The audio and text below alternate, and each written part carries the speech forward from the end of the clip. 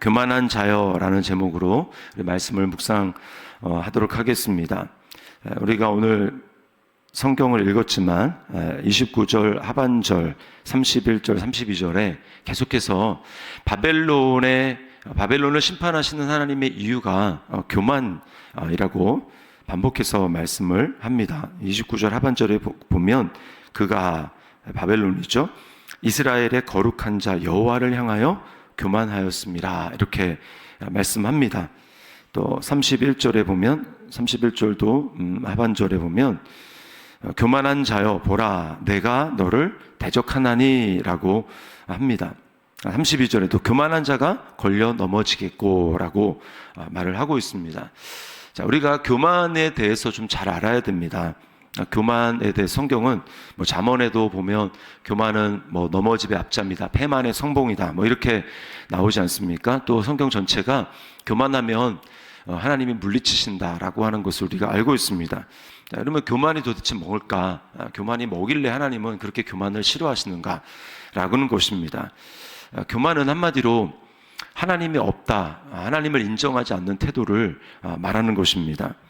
시편에 보면 어리석은 자는 그 마음에 모든 사상에 하나님이 없다 이렇게 이야기를 합니다. 모든 사상에, 그러니까 내 삶의 모든 영역에 있어서 하나님이 없는 것처럼 행하는 것, 그것이 교만입니다. 그러니까 하나님을 인정하지 않고 하나님을 생각하지 않고 하나님을 이렇게 염두에 두지 않기 때문에 그는 하나님을 찾지 않는 것입니다. 그래서 교만한 자는 하나님을 찾지 않습니다. 그러면 교만이 어떻게 실생활 아래서 드러날까요? 교만은 하나님을 찾지 않기 때문에 감사하지 않습니다. 하나님이 주신 것에 대해서 만족하지 못하고 또 자기가 이루었다고 생각을 하기 때문에 하나님께 감사와 영광을 돌리지 않습니다. 그래서 지금 이 세계의 망치가 되었다, 열방의 망치가 되었다라고 하는 이 바벨론의 첫 번째 왕이 느부갓네살이잖아요. 그러니까 느부갓네살이 엄청난 정복 전쟁을 마치고 그 왕궁에서 자기가 이룬 그 성취들을 바라보면서 그가 어떻게 했습니까? 야, 내가 이렇게 대단한 제국을 이루었구나라고 그렇게 이야기를 합니다. 그래서 결국은 느부갓네살이 7회, 1회 동안 하나님으로부터 버림을 받아서 짐승처럼 이렇게 지내죠. 그러니까 왕위를 빼앗깁니다. 그래서 그게 이제 다니엘서에 나오는데 비로소 하나님이 다스리고 하나님이 주권자라는 것을 깨달은 다음에 그 왕위가 회복되는 것을 우리가 보게 됩니다. 그러니까 교만한 자는 자기가 했다고 생각하고 그리고 지금 내가 누리는 것도 당연한 것이고 그래서 하나님께 진심으로 감사하지 않습니다. 하나님께 영광을 돌리지 않습니다. 자, 그런데 바벨론의 느부갓네살 왕이 그렇게 할 수 있었던 것은 성경에서 끊임없이 선지자들을 통해서 하나님이 내가 바벨론을 통해서 너희를 멸망시킬 거다라고 끊임없이 하나님의 계획을 말씀해 주셨어요. 그래서 하나님이 심판의 도구로 그냥 느부갓네살을 사용하였을 뿐이고 바벨론이라는 것을 도구로 사용하셨을 뿐입니다. 그런데 하나님을 알지 못하다 보니까 영광을 자기가 취하게 되는 것이죠. 뿐만 아니라 성경에 보면 하나님이 주신 은혜에 대해서 만족하지 못하는 사람들이 나옵니다. 민수기에 보면 고라와 다단과 온 이런 무리들이 나오죠. 250명. 그 사람들이 어떻게 합니까? 하나님이 섬길 수 있는 기회를 주셨어요. 레위 족속으로 레위 지파로 그들이 하나님을 가까이에서 섬길 수 있는 기회를 주셨습니다. 그런데 그들이 왜 모세와 아론의 리더십을 대적했습니까? 만족하지 못하는 거예요. 우리는 레위 지파에서 만족하지 못하고 우리도 제사장의 역할을 감당할 수 있다라고 하면서 하나님이 지금 자기들에게 맡겨주신 그 일을 이렇게 만족하지 못하고 더 큰 영광을 구했던 것이죠.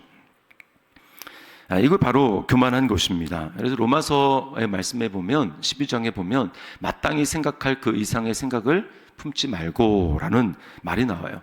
그게 바로 이 뜻입니다. 교만이 행하지 말라는 것입니다. 하나님이 지금 주신 것에 만족하고 자족하며 감사하라는 거예요. 사탄도 마찬가지죠. 사탄이 왜 타락하게 되었습니까? 사탄은 아름다운 존재로 지음을 받았습니다. 하나님을 가장 가까이에서 예배하고 또 찬양하는 그 역할을 부여받았는데 마귀가 왜 타락을 했습니까? 자기 자리에 만족을 못하는 것이죠. 그래서 하나님과 비기는 자가 되려고, 하나님과 같아지는 자가 되려고 마귀가 하나님을 대적하려고 했습니다. 그래서 쫓겨난 것이죠. 그리고 그 마귀는 지금도 똑같은 마음을 가지고 사람들을 유혹하고 있습니다. 감사하지 않도록, 하나님께 영광을 돌리지 않도록 당연한 것으로 여기도록 만드는 것이죠. 또 교만이 어떻게 실생활에서 드러내냐면 말씀을 자기 생각으로 판단합니다.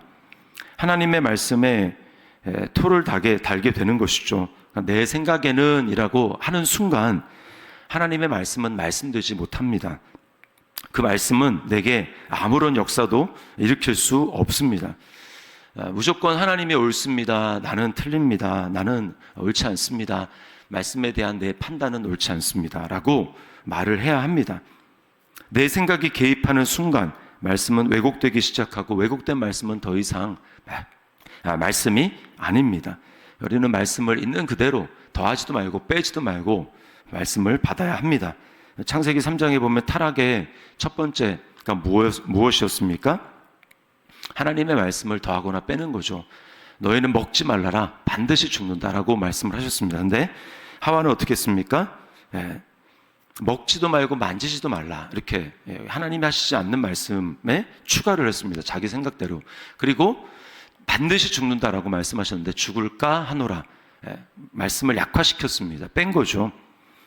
이게 바로 교만이 우리 삶 가운데 역사하기 시작할 때 나타나는 현상입니다. 말씀을 거기에 자기 해석을 덧붙이고 내 생각에는 이렇게 그냥 말씀을 알겠는데 그런데요 라고 하는 순간 말씀은 말씀되지 못하는 것입니다. 이스라엘 백성들이 광야에서 멸망한 이유도 마찬가지입니다. 하나님이 그들에게 내가 너희에게 아름다운 땅, 젖과 꿀이 흐르는 땅을 너희에게 주리라, 이렇게 말씀을 하셨죠. 그러면 그 땅은 아름다운 땅이고 하나님 반드시 우리에게 주시는구나, 그렇게 받아들여야 되는데 어땠습니까? 이스라엘 백성들은 보고 나서 거주민을 삼키는 땅이다, 악한 땅이다, 불평했습니다. 그리고 자기 생각과 감정대로 말을 했습니다. 눈에 보이고 그것을 두려움의 감정대로 하나님의 말씀이 아니라 그 말씀에 대한 지금 나의 어떤 생각, 환경에 따른 그 생각을 말한 것이죠. 이것이 바로 교만이 역사하게 될 때 내 삶 가운데 나타나는 모습입니다. 우리 한번 돌아봤으면 좋겠습니다. 나는 하나님께 대해서 범사에 예수 그리스도로 말미암아 감사하고 있는가? 그리고 말씀이 말씀되기 위해서 정말 내 모든 생각과 판단과 감정, 경험을 내려놓고 하나님의 말씀만 붙들며 주님이 옳습니다, 하나님의 말씀이 전부입니다 라고 고백하며 나가고 있는가? 교만한 순간 우리는 하나님의 은혜에서 멀어지고 하나님의 모든 말씀들을 다 누릴 수가 없습니다. 그럼 어떻게 우리가 교만을 극복할 수 있을까요? 어떻게 이 바벨론의 정신에서 우리가 탈피해서 우리가 정말 하나님의 은혜 가운데 거할 수 있을까요? 그것은 오직 겸손한 한 분, 오직 예수 그리스도로 옷 입는 것입니다. 예수님만이 이렇게 말씀하셨죠. 나는 온유하고 겸손하니 라고 말씀하셨습니다. 이 세상에 겸손한 분은 오직 예수님 한 분밖에 없습니다. 그러므로 우리 날마다 나의 교만의 옷을 벗고 예수 그리스도의 옷을 입어야 합니다. 주님이 행하신 대로 행해야 합니다. 주님은 어떻게 하셨습니까? 범사에 아버지를 찾으셨습니다. 계속 하나님 아버지를 찾았습니다. 그리고 아버지께 항상 감사하셨습니다. 시편 50편에 보면 이런 말씀이 있죠. 감사로 제사를 드리는 자가 나를 영화롭게 하나니 그 행위를 옳게 하는 자에게 내가 하나님의 구원을 보이리라. 우리는 행위를 옳게 하는 것을 내가 어떤 겉으로 드러나는 선행을 하는 것이라고 생각하지만 하나님 보셨을 때는 아닙니다. 하나님 보셨을 때 먼저 내 마음이에요. 너 마음이 나를 향해서 감사하고 있느냐, 너 마음이 나를 향해서 기뻐하고 있느냐, 그리고 하나님을 찬양하고 있는가, 그것이죠. 그럴 때 그것이 바로 옳게 하는 것이라는 겁니다. 하나님과의 관계가 옳게 되는 것이고 하나님 기뻐하는 태도예요. 그래서 항상 기뻐하라, 범사에 감사하라, 그리고 쉬지 말고 기도하는 것이죠. 그 쉬지 말고 기도하는 것에 어떤 태도가 있어야 합니까? 항상 기뻐하고 범사에 감사하는 그 마음의 중심을 잃지 않은 상태로 기도해야 하는 것입니다. 그렇지 않고 그런 마음이 없는 상태에서 기도한다면 하나님이 가장 먼저 원하시는 기도는 나를 돌이켜서 감사하고 기뻐하는 그 마음을 갖는 것, 이것이 바로 하나님이 원하시는 기도라는 것이죠. 자, 두 번째는 아까 말한 대로 교만을 극복하기 위해서 예수 그리스도를 옷 입는데 그건 뭐냐? 말씀을 지식이 아닌 믿음으로 받는 것입니다. 아멘으로 받는 거예요. 야고보서 1장 21절 말씀에 그러므로 모든 더러운 것과 넘치는 악을 내버리고 너희 영혼을 능히 구원할 바 마음에 심어진 말씀을 온유함으로 받으라. 제가 몇 번 말씀을 드렸지만 온유는 사람 앞에서 보여지는 부드러움이 아닙니다. 온유는 하나님 앞에서 내가 하나님이 무엇을 말씀하시고 나를 어디로 이끌어 가시고 나를 어디로 데려다 놓든지 내가 내 생각이 아니라 하나님의 말씀에 내가 순종하겠습니다. 철저히 그 말씀을 따르겠습니다. 이게 온유입니다. 그래서 예수님이 온유한 분이죠. 예수님은 때때로 그 과격한 모습을 사람들 앞에 보였습니다. 그것은 하나님 앞에서 그 말씀대로 하나님, 이 순간에 하나님이 원하시는 뜻이 무엇인가 그 말씀대로 행하는 것이기 때문에 주님이 그렇게 하신 것이죠. 그래서 철저히 하나님이 나를 이끄시는 대로 하나님께 민감하게 말씀대로 반응하는 것, 이것이 온유입니다.